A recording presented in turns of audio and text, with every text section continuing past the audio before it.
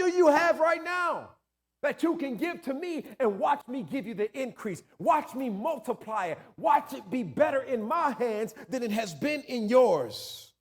What are you doing with what you have in order for God to multiply? I want you to be thinking about that. Number two, when people deem you useless, God makes you useful. When people deem you useless, God makes you useful. Can I unpack that? Because some of y'all looking at me strange, like, what is he talking about? Like if we read John chapter 6, verses 8 through 9, John gives a little bit more detail about where they got the bread and the fish from. Watch this. John chapter 6, verses 8 through 9. Then Andrew, Simon Peter's brother, spoke up. He says, this is after Jesus asked, what do we have? He says, there's a young boy here with 5 barley loaves and 2 fish. But what good is it with this big crowd?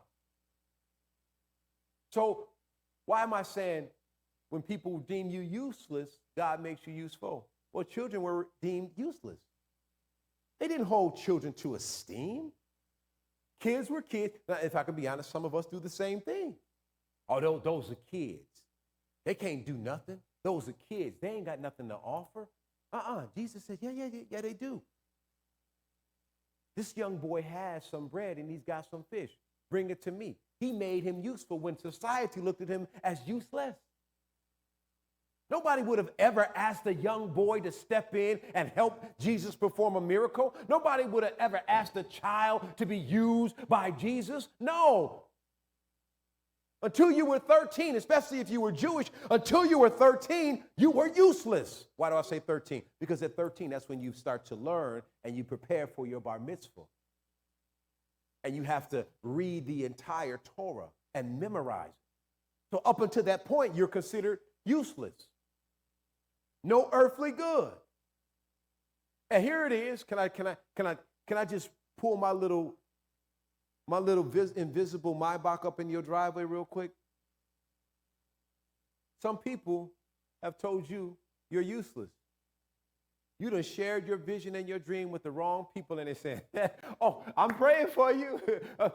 Yeah, right, that ain't gonna work. Remember the last thing you did? That didn't work either. Remember the last time you tried something? That ain't gonna work either. Some of you you've been talking about dating and you had one failed relationship after another failed relationship. Then you meet somebody special and your friends around you and people around you, they already looking, yeah, oh, I'm praying for you. That ain't gonna work. That ain't gonna work. That ain't gonna work.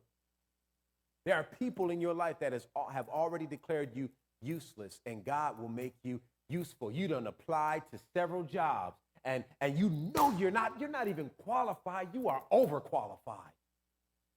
And they've sent you the little letter. We've decided to go another direction. So in their mind, in that moment, according to that corporation, you're useless to them. That's why they went another direction. But God will make you useful for him and give you purpose to fulfill. Y'all ain't talking back to me this Sunday. When the world deems you useless, God makes you useful. And the world will deem you useless based upon your past.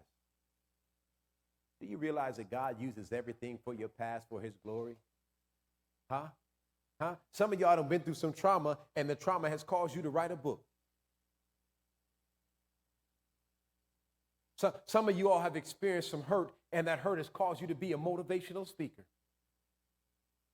Some of y'all didn't finish college and barely finish high school, but you are a successful entrepreneur because you had to pave your own way, right? See, when the world thought you were useless, God made you useful by activating gifts inside of you that, watch this, no university could give you. You know, my bishop once told me this, and I love it. He says, the greatest lessons we learn are not in a course, but on a course.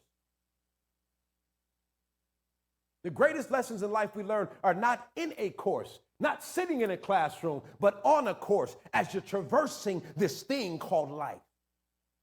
Take that with you.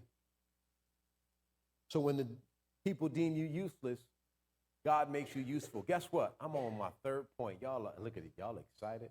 I'm only doing this because I got a meeting. Here's my third point.